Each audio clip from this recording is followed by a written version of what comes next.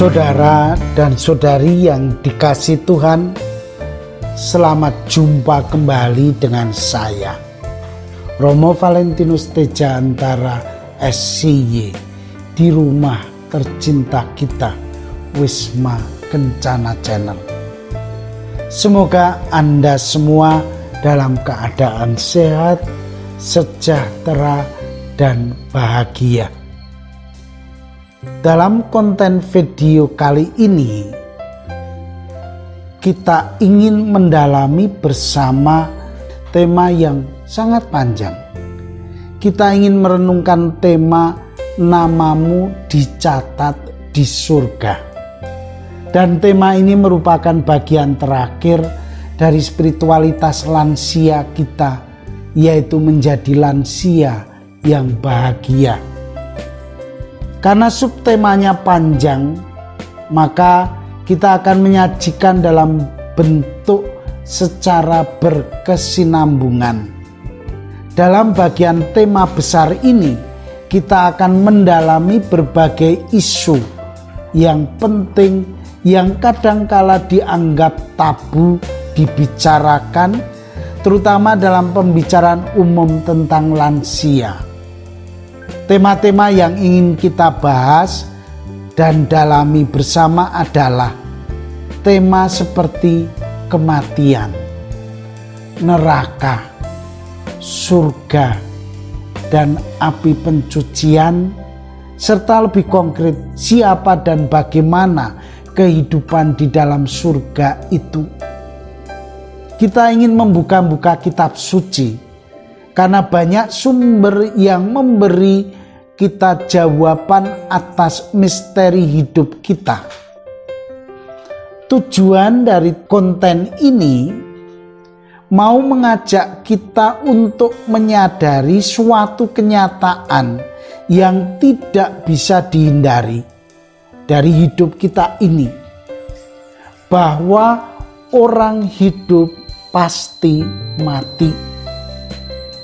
Hanya dalam kepastian itu kita berhadapan dengan misteri yang tidak bisa dijawab oleh manusia. Yang kedua, saya mau mengajak kita para lansia menyadari dan meyakini bahwa hidup setelah kematian itu adalah tujuan dari semua manusia di dunia ini. Hidup abadi, hidup kekal yang tidak ada batasnya. Itulah tujuan kita. Apa yang terjadi nanti adalah misteri. Saudara dan saudari yang terkasih, banyak orang di sekitar kita yang takut bila berbicara soal kematian. Pertanyaan kita adalah, kenapa takut mati? Kenapa? Jawaban inilah yang bisa kita berikan. Yang pertama adalah bahwa kita berhadapan dengan suatu misteri yang tidak menentu. Kenyataan kita berhadapan dengan adanya kepastian yang meyakinkan, tetapi di balik kepastian itu juga ada ketidakpastian yang tidak bisa dipilih. Yang kedua, karena itu misteri yang tidak bisa dimengerti oleh manusia, maka kita merasa tidak berdaya dan tidak mempunyai kekuatan untuk menghadapinya. Dan yang ketiga, karena kita tidak tahu kapan, bagaimana, kenapa, di mana kita akan mati, itulah menjadi sulit untuk dijawab. Maka marilah kita dalami satu persatu tema itu. Saya berharap konten ini akan banyak memberi informasi yang menguatkan kita. Sebelumnya, saya mengucapkan banyak terima kasih atas kesediaan Anda untuk mengklik tombol subscribe, like, dan bel sehingga video ini masih bisa berlanjut hingga saat ini. Maka marilah kita masuk langsung pembahasan kita dalam tayangan ini. Selamat mengikuti.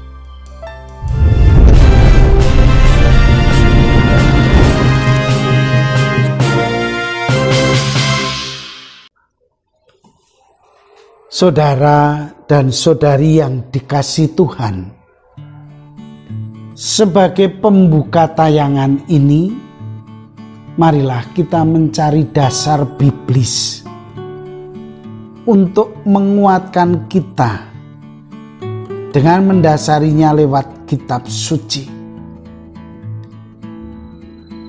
Dan kitab suci kita diambil dari Injil Lukas bab 16 ayat 19-31 tentang Lazarus orang kaya. Ada seorang kaya yang selalu berpakaian jubah ungu dan kain halus. Dan setiap hari ia bersukaria dengan kemewahan. Dan ada seorang pengemis bernama Lazarus. Badannya penuh dengan borok, berbaring dekat pintu rumah orang kaya itu, dan ingin menghilangkan laparnya dengan apa yang jatuh dari meja orang kaya itu. Malahan anjing-anjing datang menjilat boroknya. Kemudian matilah orang miskin itu, lalu dibawa oleh malaikat-malaikat ke pangkuan Abraham. Orang kaya itu juga mati, lalu dikuburkan. Dan sementara menderita sengsara di alam maut, ia memandang ke atas, dan dari jauh dilihatnya Abraham. Dan Lazarus duduk di pangkuannya. Lalu ia berseru, katanya, "Bapa Abraham, kasihanilah aku. Suruhlah Lazarus supaya ia mencelupkan ujung jarinya ke dalam air dan menyejukkan lidahku, sebab aku sangat kesakitan dalam nyala api ini." Tetapi Abraham berkata, "Anak, ingatlah bahwa engkau telah menerima segala yang baik sewaktu hidupmu, sedangkan Lazarus segala yang buruk. Sekarang ia mendapatkan hiburan dan engkau sangat menderita. Selain daripada itu, di antara kami dan engkau terbentang jurang yang sangat tak terseberangi, supaya mereka yang mau pergi dari sini kepadamu ataupun mereka yang mau datang dari situ kepada kami tidak dapat menyeberang." Kata orang itu, "Kalau demikian aku minta kepadamu, Bapa, supaya engkau menyuruh dia ke rumah ayahku. Sebab masih ada 5 orang saudaraku, supaya ia memperingatkan mereka dengan sungguh, agar mereka jangan masuk kelak ke dalam tempat penderitaan ini." Tetapi kata Abraham, "Ada pada mereka kesaksian Musa dan para nabi. Baiklah mereka mendengarkan kesaksian itu." Jawab orang itu, "Tidak, Bapak Abraham, tetapi jika ada orang yang datang dari antara orang mati kepada mereka, mereka akan bertobat. Kata Abraham kepadanya, jika mereka tidak mendengarkan kesaksian Musa dan para nabi, mereka tidak juga akan mau diyakinkan sekalipun oleh seorang yang bangkit dari antara orang mati.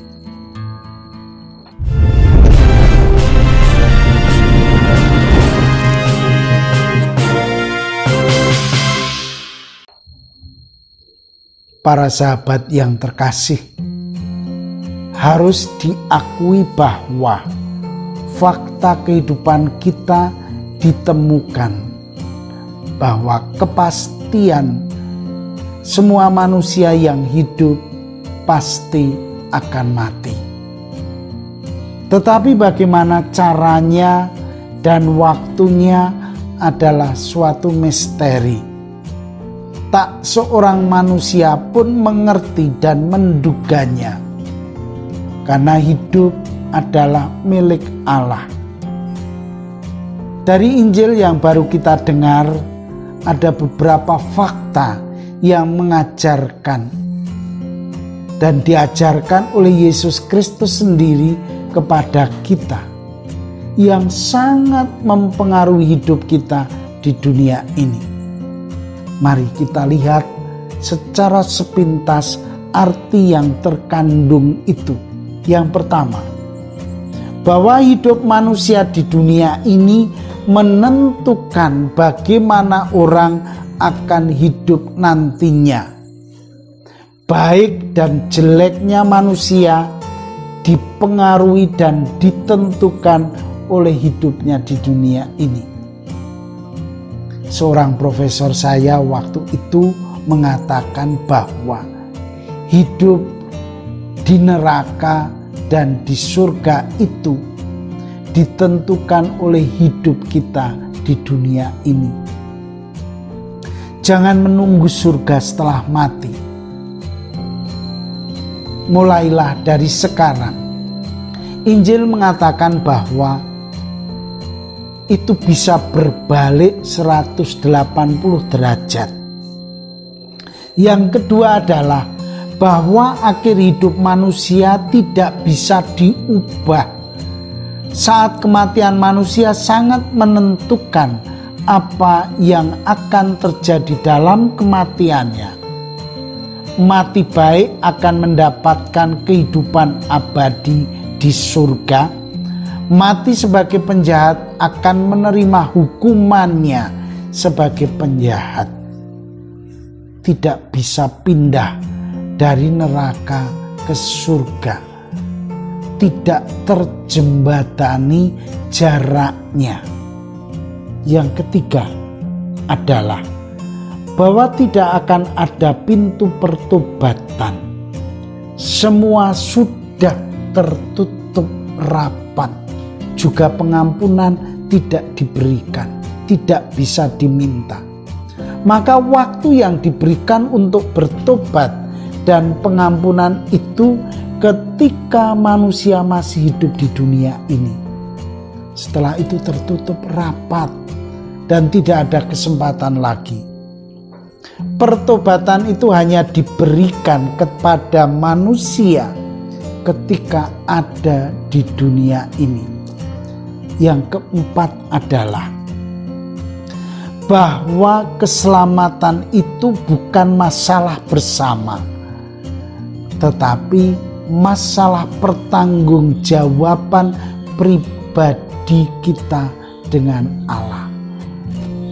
Orang Jawa mengatakan bahwa wanita itu swarga nunut neraka katut. Itu konsep yang salah kaprah. Tak seorang pun bisa nunut dan katut akan masalah terakhir. Surga dan neraka itu pertanggungjawaban pribadi.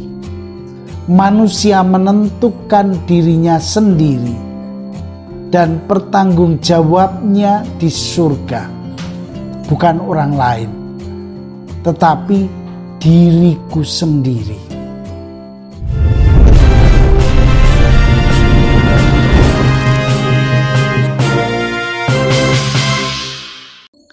Saudara dan saudari yang dikasihi Tuhan, demikianlah prinsip dasar kehidupan setelah kematian yang bisa kita pelajari dari Injil.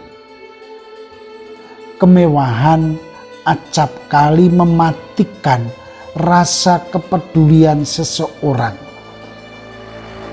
Akhirnya, ketika orang kaya meninggalkan dunia, ia mendapat bagian dalam kesengsaraan dan penderitaan selama-lamanya.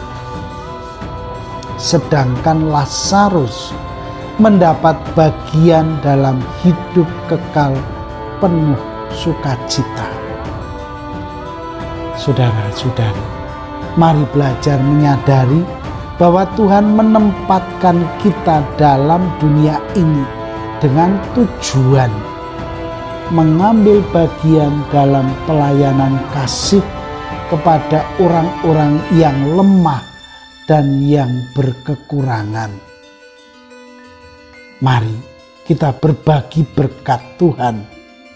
Ada banyak orang di sekeliling kita yang membutuhkan uluran tangan kita, supaya mereka juga diberkati dan mengalami sukacita Tuhan. Akhirnya, marilah kita berbuat baik, mumpung kita masih diberi waktu di dunia ini, sebelum pintu pertobatan itu tertutup rapat untuk kita. Kita bisa melakukan sebanyak-banyaknya. Akhirnya, terimalah salam kasih saya. Vivat Cor Jesu per Cor Mariae. Hiduplah hati kudus Yesus melalui hati Maria. Amin.